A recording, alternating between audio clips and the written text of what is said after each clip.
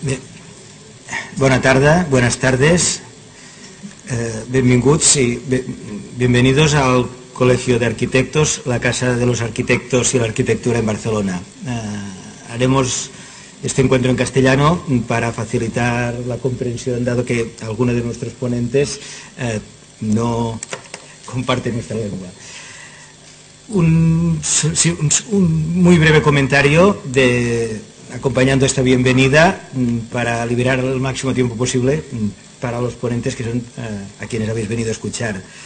Y tiene que ver con el por qué es imprescindible que hablemos de estas cosas y que los arquitectos en particular seamos conscientes y asumamos el reto de crecimiento, el reto de lo que estamos hablando. Estamos en estos momentos, todos describimos mayoritariamente se describe lo que nos está sucediendo todavía como una crisis, pero en esos momentos ya podríamos estar utilizando el calificativo que se utilizó a lo más parecido a lo que está sucediendo como mínimo en los países del sur de Europa, lo que sucedió en el 29, y ya no le llamaban crisis, le llamaban depresión.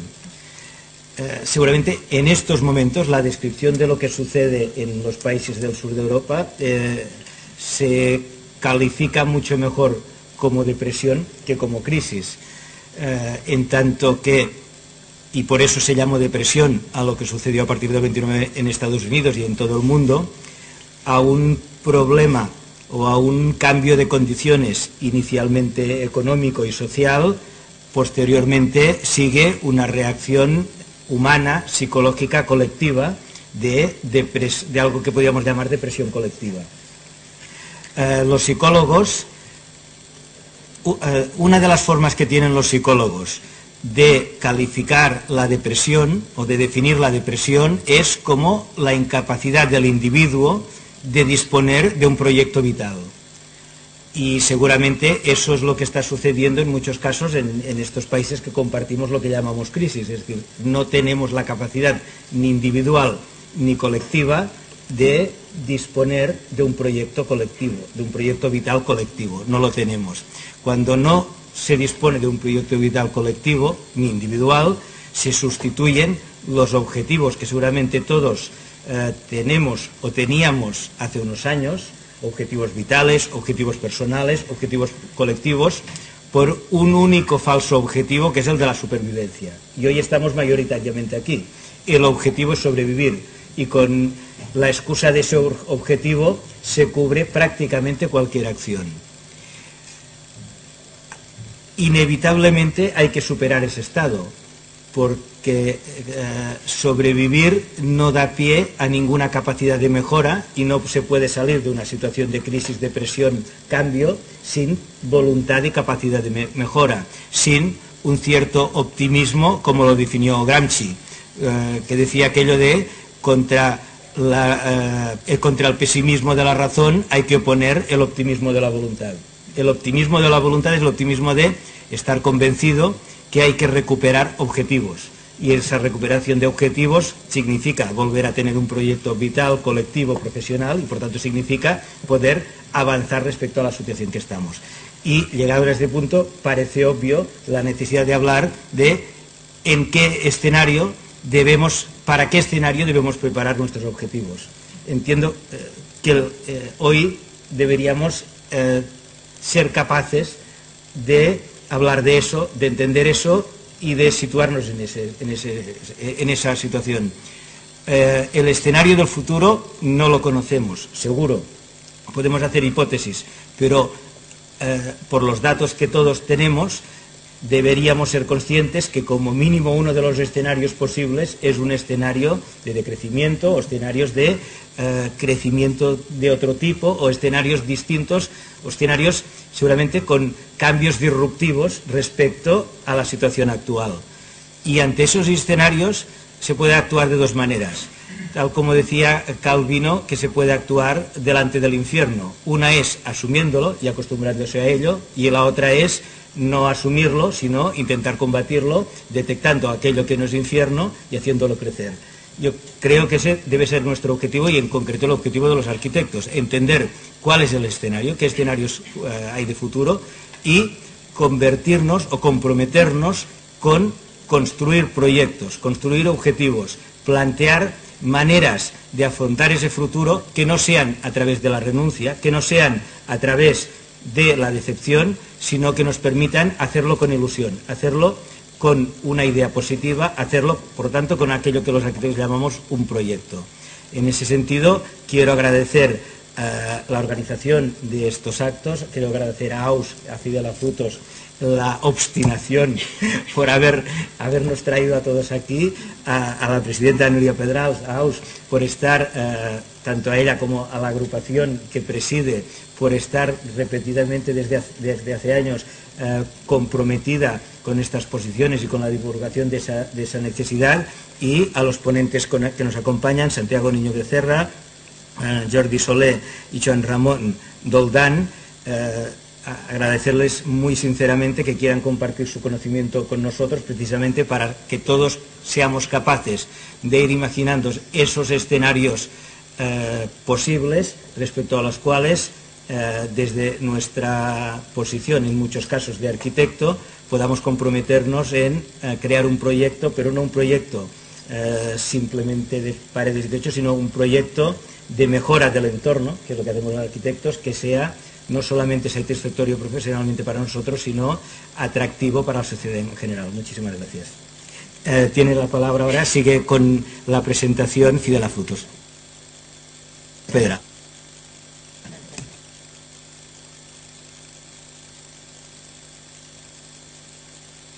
Ahora funciona, creo, sí. Al colegio por acoger esta jornada, por supuesto a todos ustedes por asistir a ella y a los ponentes, que creo que tenemos la suerte de tener hoy unos ponentes de excepción para un tema que nos es, creo, capital, ¿no? AUS es una agrupación de arquitectos que se mueve dentro del Colegio de Arquitectos, que forma parte del Colegio de Arquitectos, que tiene precisamente ahora mismo 10 años, hemos celebrado los 10 años de su fundación. Uno de los objetivos principales de AUS, fundamental, es el transmitir todo lo que son conceptos de sostenibilidad, de eficiencia energética, de todo lo que es respeto por el territorio, por el planeta, por el ambiente, una conciencia de la finitud de los recursos energéticos, de los recursos primarios que tenemos. Y esta traslación de esta conciencia a lo que es nuestra profesión no siempre es una línea muy recta. Esto ocurre que los arquitectos hemos tenido unas prácticas profesionales, sobre todo en estos años de desenfreno, vamos a decir, y de inconsciencia que nos han precedido, ¿no?, que muchas veces han obviado precisamente todos estos conceptos, precisamente por pensar que los recursos eran infinitos y que todo se podía hacer en aras a una buena arquitectura. Yo creo que esto nos lo tenemos que replantear como profesión y como sociedad. Por supuesto, es uno de los objetivos de nuestra agrupación transmitir, digamos, este conocimiento e intentar hacer reflexionar a profesionales y a la sociedad en general de cómo hay que enfocar estos temas, cómo debemos de enfocar nuestra práctica de la profesión directamente y cómo vincularla a estas necesidades, a estas exigencias que la sociedad hoy en día nos están demandando. Ya no podemos ser arquitectos simplemente que nos den un premio FAT, de estos tan bonitos, que están muy bien o han estado muy bien, pero hoy en día esto es insuficiente. Esto es insuficiente porque los arquitectos creo que debemos de comprometernos precisamente con toda una serie de conceptos que hemos tenido un poco soslayados. La jornada de hoy se enmarca un poco dentro, de una forma amplia por supuesto, pero dentro de este tipo de objetivos, con la intención de facilitar los conocimientos de gente que quizá no están muy directamente vinculadas con nuestra profesión desde el punto de vista de ejercicio profesional, pero sí lo están desde un punto de vista del pensamiento crítico respecto a lo que ha pasado durante todos estos años, y esperamos que ellos, con sus conocimientos y su ilustración, nos puedan un poco enfocar cómo tratar el futuro para no cometer errores como los que hemos cometido hasta ahora. Yo no me voy a alargar mucho más, solamente pues agradecer que hayan podido venir todos ustedes. Seguramente tendremos una opción de diálogo y de preguntas e intercambios, porque creo que hay generado mucha expectativa esta jornada de esta tarde, y espero pues que entre todos podamos un poco iluminarnos, o por lo menos entender un poco mejor lo que está pasando y por dónde podemos caminar un poco mejor. Vale, muchas gracias. Le paso la palabra a Fidela. Muchas gracias por haber venido. Es ver esta sala así llena, pues es de agradecer. Me hace mucha ilusión porque mi obstinación por hacer esta jornada ya viene de mucho tiempo. También yo soy miembro de la agrupación de arquitectos AUS y para la sostenibilidad. Y un poco la intención de esta jornada que me gustaría que fuese el inicio de ciclos diversos, ¿no? de otras tipo de jornadas para analizar esta realidad y cómo desde diferentes ámbitos, desde la arquitectura, desde la economía, desde la sociología, etcétera, etcétera, se puede trabajar, crear este proyecto colectivo, como decía nuestro decano, para afrontar este nuevo cambio que se está produciendo, pero sobre todo era para generar preguntas incómodas. Es decir, nuestra función un poco aquí sí, lo tenía que decirlo, sí. En el colectivo somos arquitectos, cierto, ¿no? Pero nosotros incidimos mucho en la sociedad y generamos muchos impactos también, impactos ambientales, es verdad. El ejercicio profesional impacta, consume energía, consume recursos, etcétera, etcétera, ¿no? Y entonces era un deber hacer esas preguntas incómodas y encontrar qué preguntas son las que tenemos que formular. Por eso tenemos los ponentes que tenemos, ¿no? Y esa era un poco esta idea, ¿no? Porque hay cambios importantes que van a realizar, cambios energéticos, cambios económicos, cambios, algunos dicen hasta incluso de civilización, es decir, esto no nos lo explicarán, si no tenemos energía, ¿qué pasará con nuestra civilización basada en ella? Y por tanto son temas que nuestro colectivo no puede estar al margen, ¿no? Por eso predominan mucho los economistas hoy, aunque esta sea la casa de los arquitectos, nos parece estupendo que hayan economistas. Nuestro primer ponente será Santiago Niño Becerra, es doctor en Ciencias Económicas y catedrático de Estructuras Económicas, todo el mundo ya le conocemos, y se tratará un poco que él nos exponga, que nos haga una radiografía de esta crisis económica y financiera que estamos teniendo, y si tiene final, si no tendrá final, y qué transformaciones llevará a todo ello. Luego, en un principio teníamos a Antonio Turiel. Lo que pasa que ha tenido un pequeño incidente, está hospitalizado. Lo hemos sabido a última hora y entonces, bueno, Antonio nos dijo, seguid con la jornada, no pasa nada, Jordi Soler vendrá en mi nombre y perfectamente pues hablará de lo que tenemos que hablar en esta jornada de hoy, que es sobre la energía.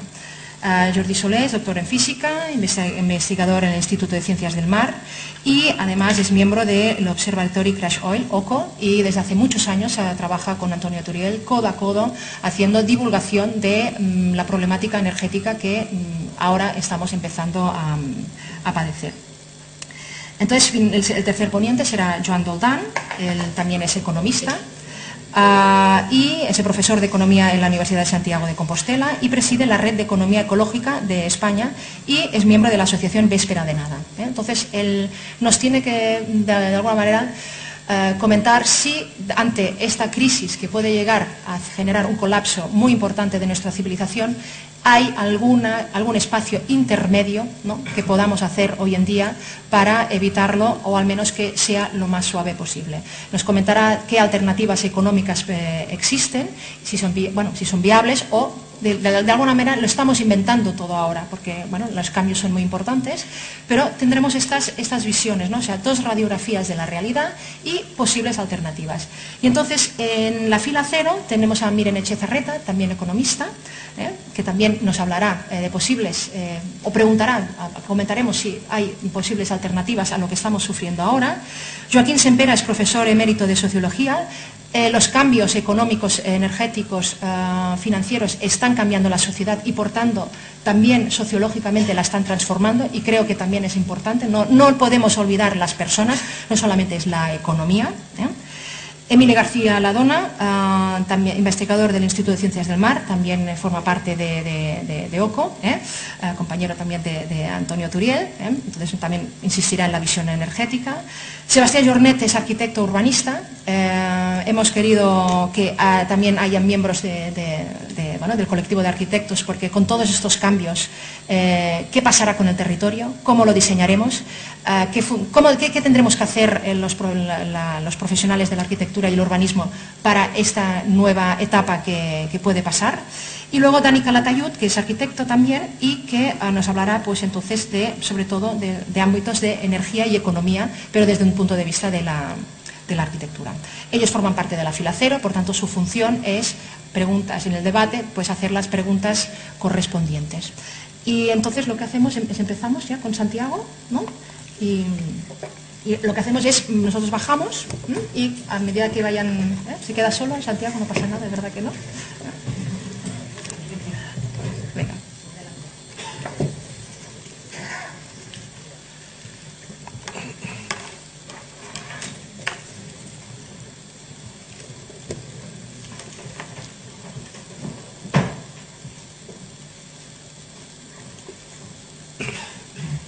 Bueno, buenas tardes. ¿Se oye bien allí al fondo? ¿Sí? Sí, bien. Bueno, ante todo, agradecer a la señorita Fidela Frutos que me invitara a esta charla. Gracias, Fidela. Bien, yo voy a ser muy breve. A mí me han dado 30 minutos, pero yo voy a acabar antes, porque la verdad quiero hacer un resumen muy resumido de lo que tengo que decir, entre otras cosas porque ya lo que yo digo ya se conoce bastante. Bien, el señor decano antes ha comentado en su introducción que nos encontrábamos en una depresión. Bueno, yo, en fin, es opinable. Lo importante es que sí que tengamos muy claro que estamos en una crisis sistémica.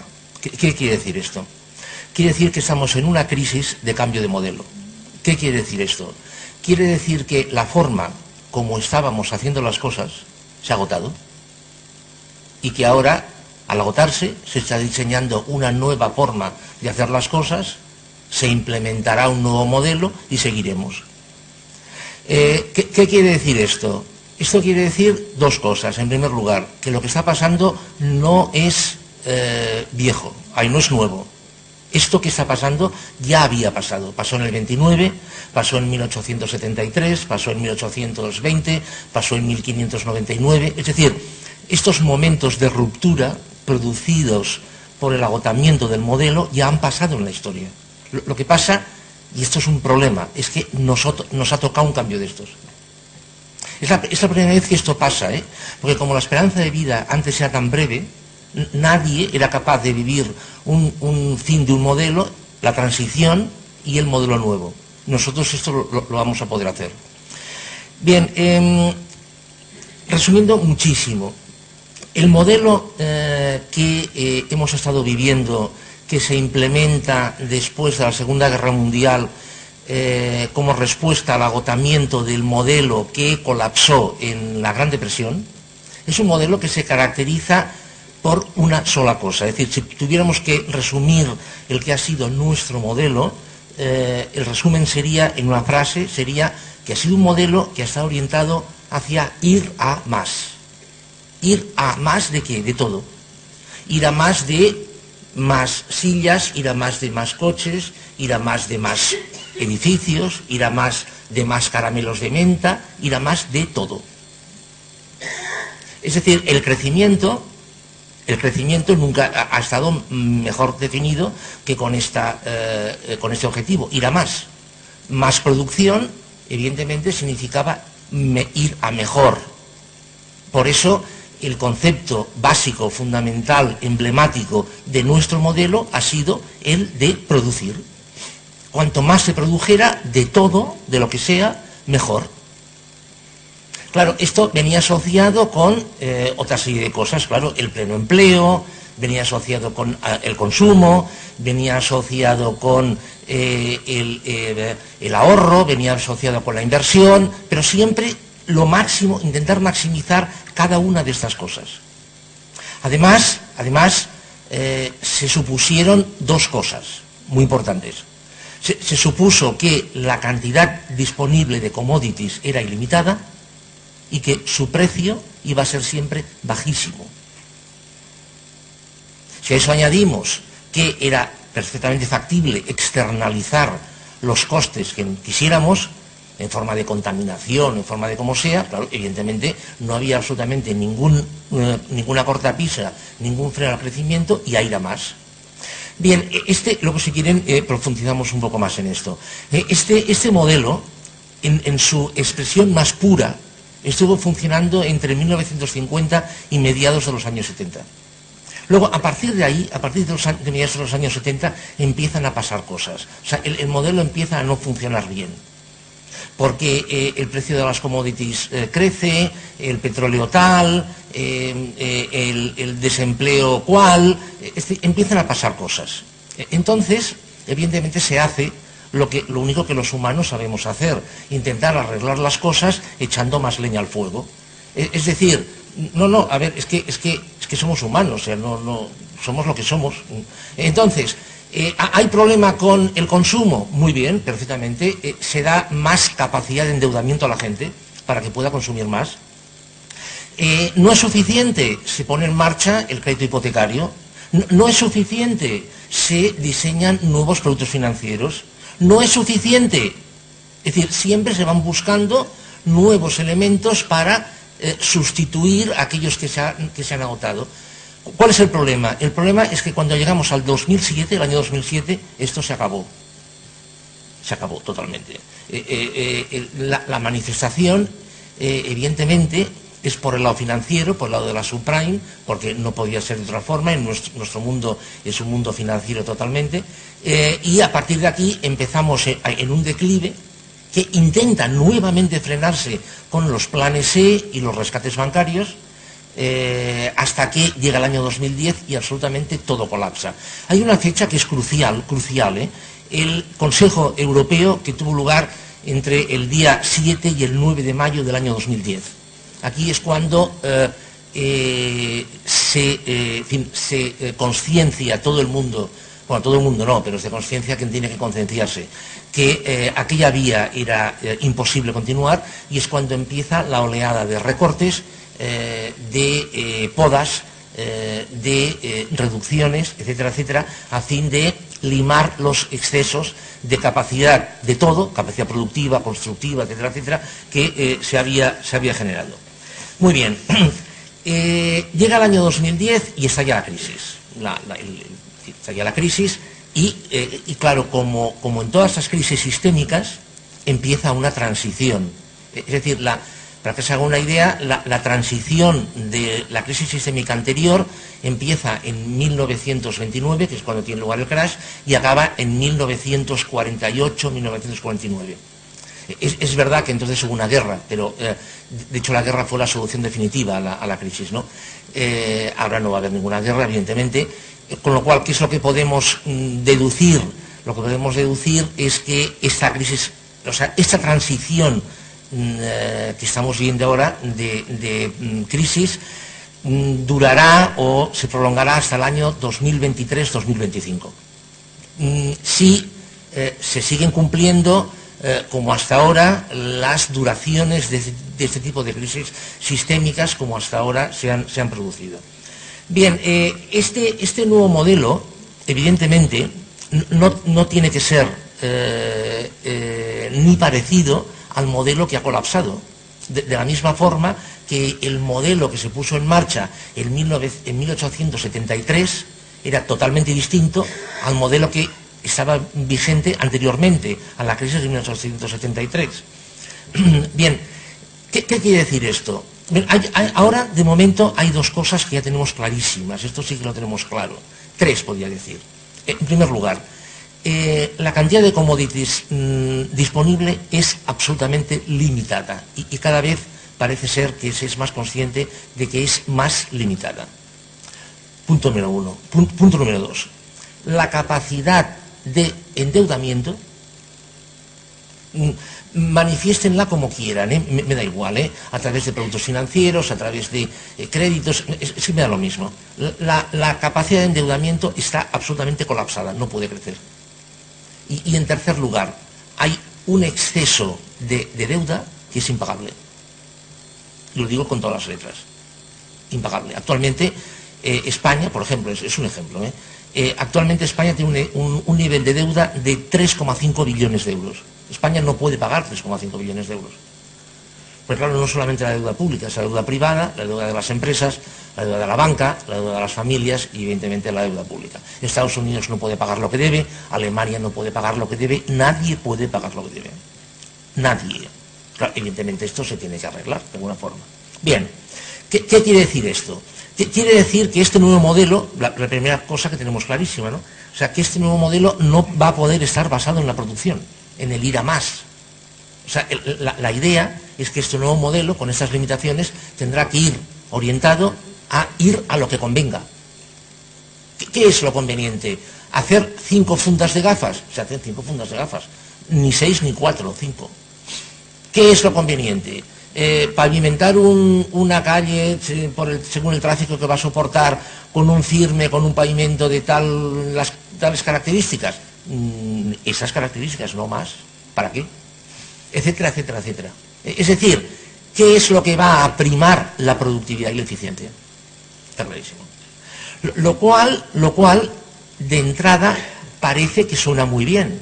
Es decir, ¿quién va a estar en contra de poner en marcha un sistema productivo, un proceso productivo, que ahorre manganeso, por ejemplo? ¿Quién va a estar en contra de eso? Absolutamente nadie. O sea, lo cual está muy bien. Mejoramos la capacidad productiva, el proceso productivo, el manganeso que no utilizamos lo dejamos en la mina, tranquilamente allí, y cuando nos haga falta cogemos ese manganeso y lo utilizamos. Vamos, esto hasta el más tonto pues estaría de acuerdo. El problema es que el factor trabajo se ha convertido ya en una commodity.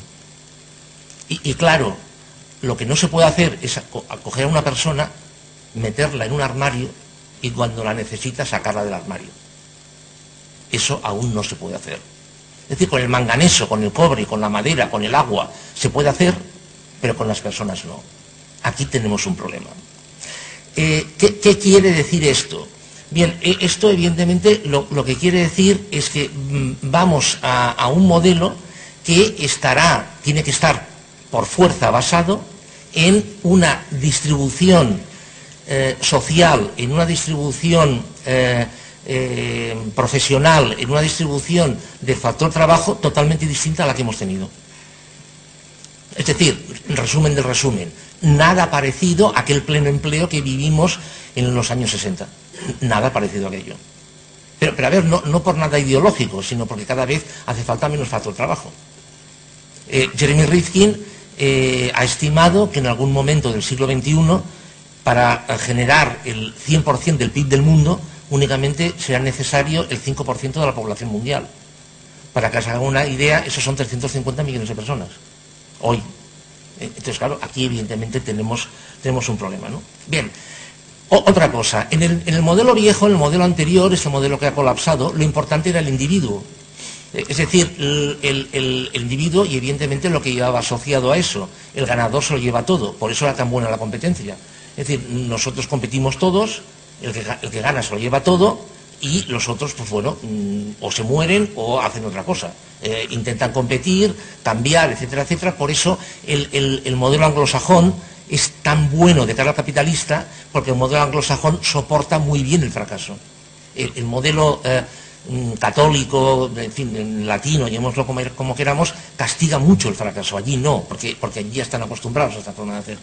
Claro, ¿cuál es el problema? El problema es que en una competencia abierta, en una competencia salvaje, el que gana, evidentemente, se lo lleva todo.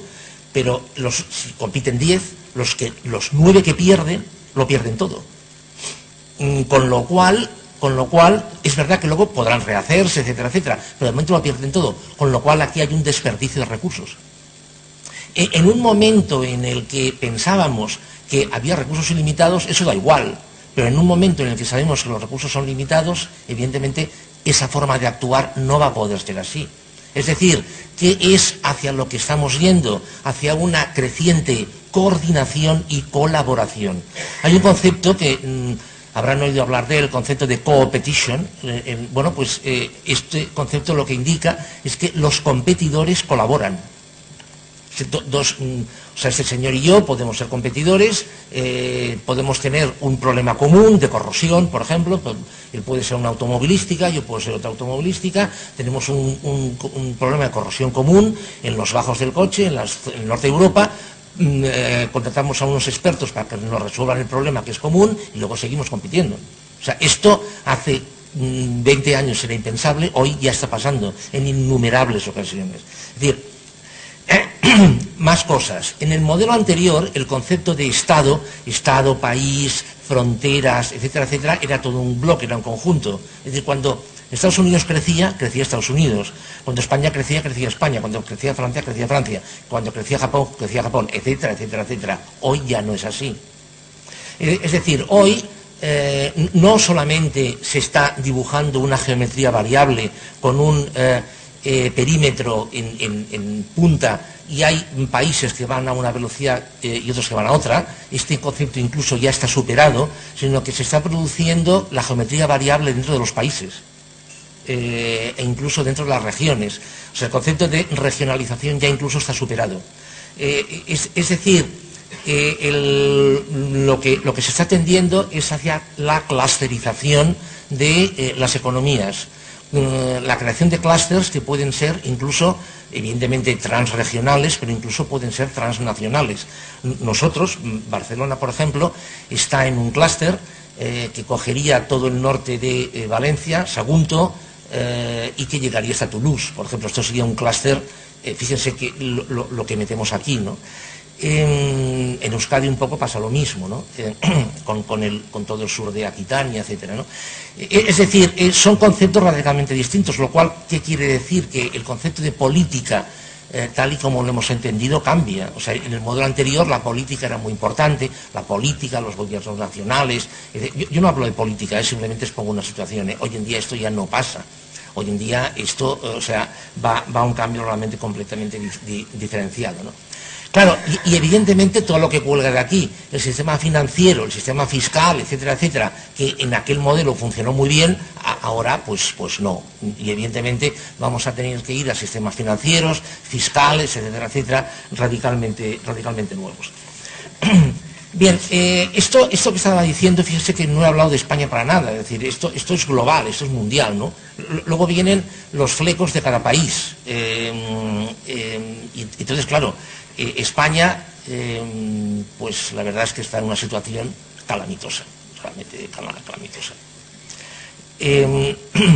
Hoy precisamente, pero cojan cualquier cosa, me da igual, o sea, me da exactamente lo mismo. Hoy, antes de entrar, estaba hablando con es que no recuerdo cómo se llama, el señor sí, bueno, estábamos con, es que no recuerdo el nombre, lo siento. Hoy se ha publicado, el INSEE francés ha publicado un estudio sobre la desigualdad, la pobreza, la exclusión en Francia. Claro, el INSEE pues habla de Francia, ¿no? Evidentemente. Bueno, lo bueno de este informe es que, claro, hay una parte que habla de Francia, que luego compara con Europa. Y entonces, claro, un español ese informe perfectamente lo puede leer en clave española. España está en una situación absolutamente catastrófica. O sea, España está cabalgando a una velocidad lumínica hacia que el 30% de la población española quede absolutamente excluida. Absolutamente. O sea, España va a una distribución de población de un 30% de exclusión, un 30% de gente que irá trampeando, un 30% de gente que, bueno, que tendrá una cierta seguridad y un 9,9% de gente que estará bien profesionalmente.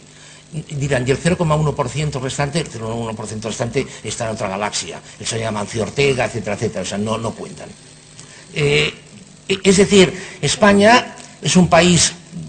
Me he apuntado una serie de datos, o sea, si quieren luego los comentamos, ¿no? Pero España es un país que está absolutamente desequilibrado, tanto a nivel regional como dentro de las regiones. O sea, ¿qué dirán ustedes de un país en el que una de sus regiones necesita, para sobrevivir, que le den cada año el 17% de su PIB? Esto está pasando en España. ¿Qué dirían ustedes de un país que 3 sectores concretamente construcción, automóvil y turismo, ha representado el 35% del PIB de ese país. ¿Qué dirían ustedes de un país en el que una actividad como el automóvil, que representa el 11% del PIB, el 90% de lo que produce se exporta? Y encima España no tiene ni un solo staff directivo en el mundo del automóvil. O sea, dependemos totalmente del exterior. ¿Qué dirían ustedes de un país que, energéticamente hablando, en energía meto de todo, meto energía, meto combustibles, meto de todo? Depende el 80% del exterior. O sea, y encima, como decía, con estos desequilibrios, ¿no? Tasa de paro, tasa de actividad. España tiene una de las tasas de actividad más bajas de Europa. La tasa de actividad española es del 59,9%. La tasa de actividad de Dinamarca es del 80%. España tiene una tasa de paro del 26% con una tasa de actividad ridícula. Si en España tuviésemos una tasa de actividad como la de Dinamarca, tendríamos un paro del 35%. O sea, es un país absolutamente desequilibrado. Lo cual no quiere decir que toda España no valga para nada. Hay zonas que sí que valen. Yo, por ejemplo, conozco una empresa radicada en Guipúzcoa que exporta el 98% de lo que fabrica, y lo que fabrica son válvulas de alta tecnología. En España tenemos esto. Lo que pasa es que ha habido un cóctel de cosas aquí en España que evidentemente ha creado una sociedad absolutamente desequilibrada y dependiente. Dependiente del exterior, en lo que decíamos, y dependiente de lo exterior, teniendo en cuenta la importancia tan tremenda que ha tenido lo financiero. Miren, una cosa que ustedes saben mucho de ello. El mundo de la construcción, en la época de la España va bien, la época aquella en que la economía española jugaba en la Champions League de las economías mundiales, en esa época, de cada 100 euros que una entidad financiera daba para crédito hipotecario, 55 venían del exterior. Eran fondos que el exterior daba a la banca española, banca y cajas, para invertirlo en la construcción. Claro, España tiene la deuda que tiene, en fin, etcétera, etcétera, etcétera. Insisto, si quieren, seguimos hablando luego del tema. Bien, este nuevo modelo, como decía, tiene que estar basado en la clusterización, en la coordinación, en la colaboración, pero también en la escasez. La Société Générale hizo un informe, es público, lo pueden ver, un estudio en el año 2005, e igualó a 100 el PIB per cápita de una serie de países europeos, le aplicó un modelo econométrico y lo proyectó al año 2050. Bien, en el año 2050 absolutamente todos los países europeos tenían una pérdida de PIB per cápita. Es verdad que el que más caía era el de España. El de España concretamente caía 25 puntos. Pero esto no es lo importante. O sea, lo importante es que absolutamente todos perdían. Todos. ¿Qué quiere decir esto? Quiere decir que el mundo de abundancia en el que nos hemos creído mover y de alguna forma nos hemos movido, y no es una crítica de verdad, no, porque yo pienso que criticar el pasado no tiene sentido, se ha acabado. Al margen de esto, evidentemente, apuntamos a un mundo, vamos hacia un mundo con una enorme polarización social, por descontado. Y también apuntamos a un mundo absolutamente tecnologizado, pero una tecnología que actualmente no podemos ni imaginar. Yo supongo que ustedes están al tanto de lo que es la impresión en 3D. Bien, la impresión en 3D va a abrir el mundo, está abriendo el mundo de una revolución de las manufacturas. Actualmente, ahora, se está intentando diseñar un proceso para imprimir un coche. Imprimir un coche por capas. ¿Ustedes se imaginan lo que es eso? Que de una caja salga un coche impreso, te montes y te vayas con él. Pues es que estamos hablando de esto. Entonces, claro, será un modelo tan radicalmente distinto, y esto lo vamos a ver, será un modelo tan radicalmente distinto, tendrá unos efectos tan enormes sobre la forma de vida, sobre el sistema de gobierno, etcétera, etcétera, etcétera, que de alguna forma será, entiendo, totalmente revolucionario. Bien, yo me pararía aquí. Si quieren, ya le digo, he traído datos, pues los podemos comentar, pero vamos, yo de momento lo dejo aquí y luego ya pues seguimos. Gracias.